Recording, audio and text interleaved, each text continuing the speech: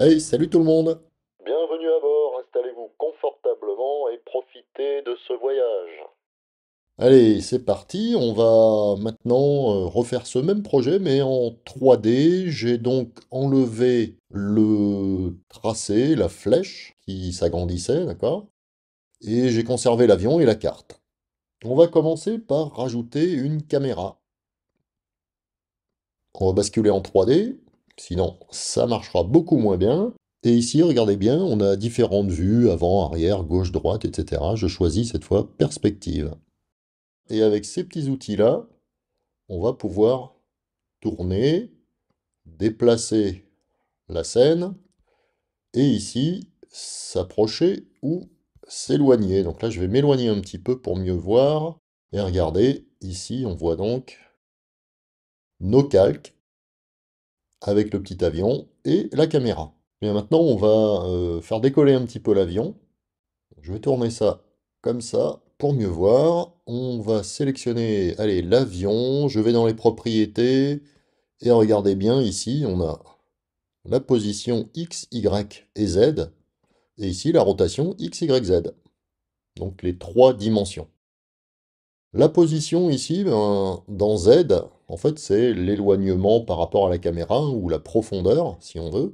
Donc là, on est à 0, c'est collé sur la carte. Si je modifie ça, l'avion s'éloigne. On le voit en bas dans le coin, on a la petite vue de la caméra. Voilà ce que ça va donner. Alors, je ne vais pas aller trop loin non plus, ça sert à rien, hein. Et ce qu'on va faire, eh bien, c'est faire en sorte que l'avion décolle. Donc en fait, je voudrais que la courbe rouge ici, elle se déplace dans le sens de la hauteur par rapport à la carte. Donc ici, on a les rotations. Le problème, c'est que la rotation, elle est contrôlée par le comportement magnétisé sur la trajectoire d'animation. Les deux comportements. Donc, je ne peux pas modifier ça. Ouais, je peux toujours essayer. Je fais glisser ma souris dessus. Hop, il se passe rien, ça se remet automatiquement en 0.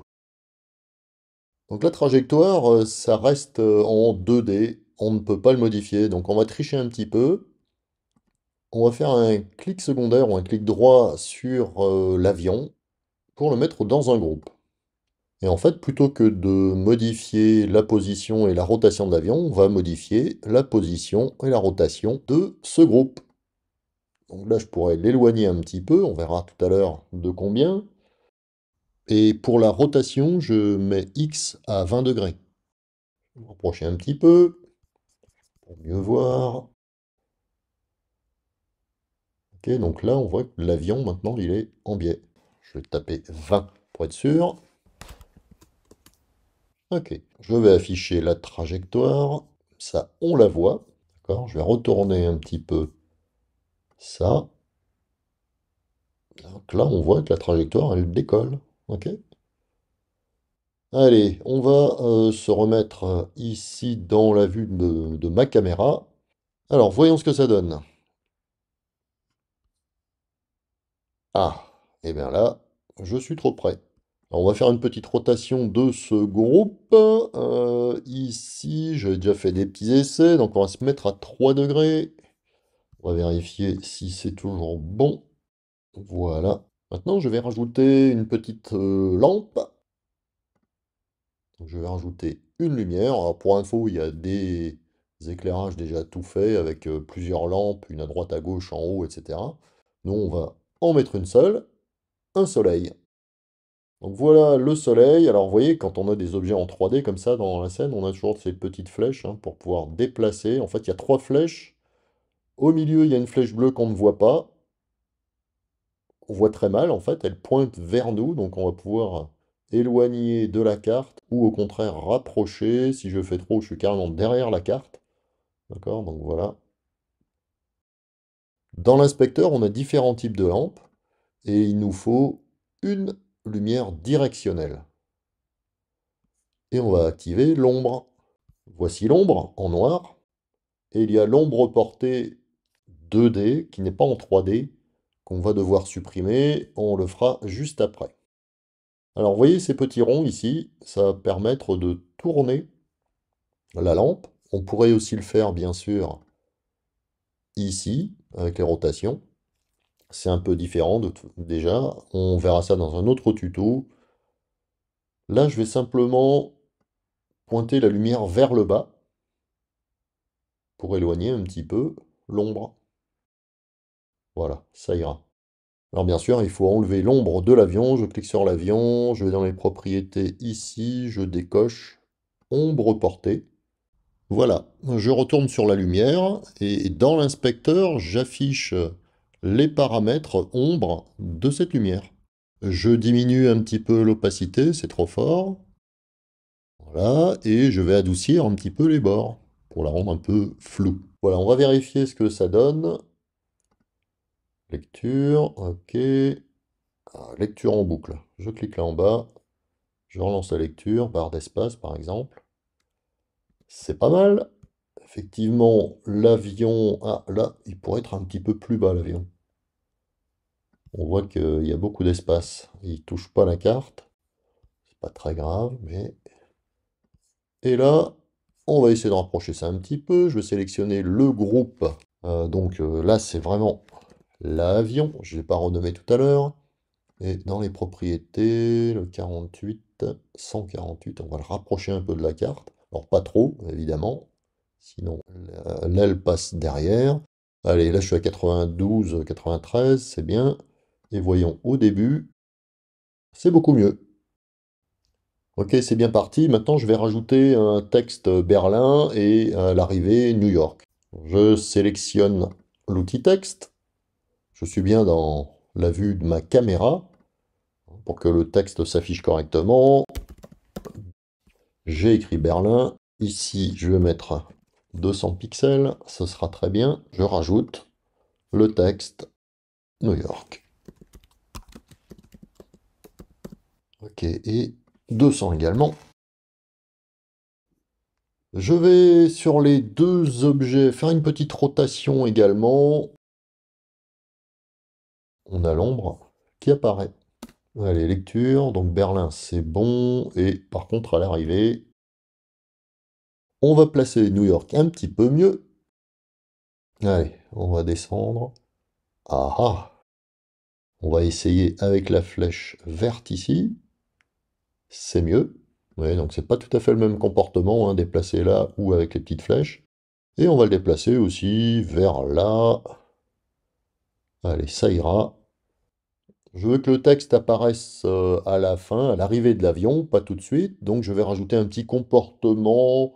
On avait déjà vu Overshoot dans un tuto précédent. Donc je vais plutôt utiliser un comportement de paramètres un peu différent. Le comportement pente, en fait, ça va simplement faire évoluer un paramètre, la taille par exemple, sans cet effet de ressort, contrairement à Overshoot qui est juste au-dessus. Donc je vais rajouter celui-là, mais je vais le faire autrement que ça. J'ai bien le texte sélectionné, je veux modifier uniquement la hauteur du texte. Donc je vais ouvrir l'échelle, la hauteur du texte c'est Y, voilà. Donc en fait je vais partir de 0% pour le remettre à 100%. On n'aura pas cet effet de rebond. Allez, je remets 100%. Je vais passer par le petit menu qui est là, et je vais ajouter un comportement de paramètres. Ah, on ne le voit pas, il est en dehors de l'écran, il est juste en dessous de Overshoot, donc je clique. Donc voilà le comportement, il est bien appliqué. Donc là, je remets la tête de lecture à 0 pour bien voir l'effet. Donc là, on a une modification de l'échelle de 0%. Je veux que ce soit plus petit que les 100%, donc je vais simplement mettre moins 100%. Donc là, on est à 0 en échelle, bien sûr. Voilà, donc là, ça grandit tout le long, pendant 3 secondes. Simplement, moi, je veux que ça commence à peu près ici, quand l'avion arrive. Je veux que ça commence à grandir. Je ne veux pas voir le texte avant. Notez là en bas que j'ai le nombre d'images où est placée la tête de lecture. 1, 2, 3, 4, 5, 6, 7, 180. Alors, je vais vous montrer ça. Il faut que je réduise parce que ça passe en dehors de mon écran. Voilà. Normalement, si on n'a rien fait ici, on a affiché le timecode, donc 1 seconde 50, sachant que mon projet dure 3 secondes. Donc ça s'arrête à peu près à 2 secondes, soit à peu près 126 images, 120 et quelques. Même un petit peu après. L'avion ici, c'est bien, 137, 140. Voilà, donc le début du décalage, je veux qu'il soit décalé de 137 images, si je me base là-dessus. Donc, j'avance le curseur, je suis limité à 100, donc c'est pas grave.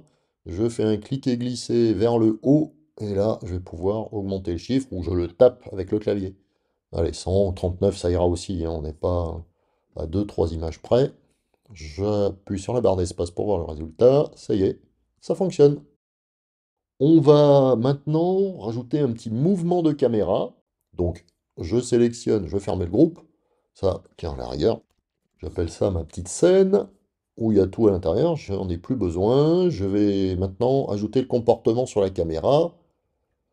Comportement de caméra, balayage. Alors le balayage, en fait, tiens, ben, je vais vous montrer ça là-dedans, dans la bibliothèque comportement, caméra, balayage, là-haut, voilà. Fait pivoter une caméra autour d'un axe. Voilà ce que ça va donner. Alors l'axe, je ne vous l'ai pas montré, mais l'axe de la caméra, si je la sélectionne et qu'on passe en vue en perspective ici, l'axe il est là. Donc j'ai rajouté le comportement. Si je lance la lecture, on voit déjà, on voit le déplacement de la caméra. Donc elle tourne bien autour de cet axe. Je mets en pause, je retourne sur ma caméra et on va se rendre compte en fait que il va beaucoup trop loin ici, d'accord? Donc là, on est en dehors de la carte. Enfin, la carte, elle n'est pas assez grande. Ok, donc je vais modifier le comportement de la caméra. Je clique sur la caméra. On fait 30 degrés en tout, d'accord? Mais je vais démarrer à -15. Et là, par contre, à +15. Voilà, donc déjà, c'est mieux. On n'est pas tout à fait au bord encore. Regardez bien à droite, du côté de Berlin, vous voyez, il y a un petit décalage quand même, hein. Donc on est un petit peu... on cadre un peu mal. Et de l'autre côté, à gauche, maintenant, c'est pareil. C'est pas tout bon. Alors c'est tout simple. Eh bien, je vais décaler un petit peu la position de la caméra. Je vais l'éloigner ou la rapprocher de la carte. Alors rappelez-vous, hein, s'éloigner ou se rapprocher, c'est Z. Et je fais un clic et glisser. Si je vais vers le haut, vous voyez, je m'éloigne de la carte. C'est pas ce que je veux, hein, moi c'est l'inverse. Je vais me rapprocher jusqu'à ce que la carte touche le bord, même un ou deux petits pixels de plus. Et je suis à 128 ici, c'est pas mal. Et comme la caméra était centrée, ça fonctionne des deux côtés. Je vais passer en plein écran pour vérifier. Donc c'est la petite icône là en bas. Voilà, j'appuie sur barre d'espace. La dernière étape, ce sera de mettre un peu de relief à ce texte. Il est tout plat. Donc, je vais sélectionner les deux calques de texte et activer dans l'inspecteur le texte 3D. On voit déjà la différence. Je vais faire quelques petits réglages. L'intensité ici, bon, je vais le mettre à 100. Environnement, je vais laisser ça comme ça. On pourrait modifier un petit peu, vous voyez, il y a beaucoup de choses. On ne va pas rentrer dans les détails. Ici, on va choisir la matière. Allez, un petit papier, un papier blanc. Et voilà, on pourrait choisir la couleur, etc. Ça, je vous laisserai explorer. Voilà, donc je vérifie l'animation. Ah, voilà. Petit souci, maintenant que le texte est en 3D, en fait, il a pris de l'épaisseur. Donc il va falloir aussi rajouter un comportement pente pour passer de 0 à l'épaisseur qu'on souhaite. Donc on a déjà un comportement pente. Je vais renommer ça Y, pente Y, pour pouvoir les distinguer. Et je vais rajouter donc un comportement, non pas ici, pas ici, pas ici. Dans l'échelle Z, on voit bien la petite roue dentée hein, qui nous dit que le comportement est sur Y. On va rajouter sur la profondeur. Normalement, c'est bien ça. Voilà. Là, il n'y a plus d'épaisseur. Ok. Donc c'est bien celui-là. Je rajoute le comportement de paramètres pente qui est toujours en dehors de l'écran. Voilà. Cette fois-ci, c'est Z. Je vais le renommer tout de suite en Z.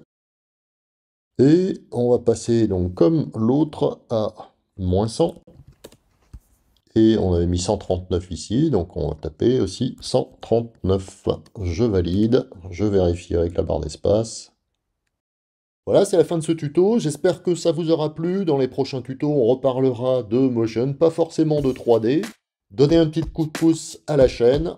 Abonnez-vous si ce n'est pas déjà fait. Et ainsi de suite. Allez, à très bientôt, merci. Salut.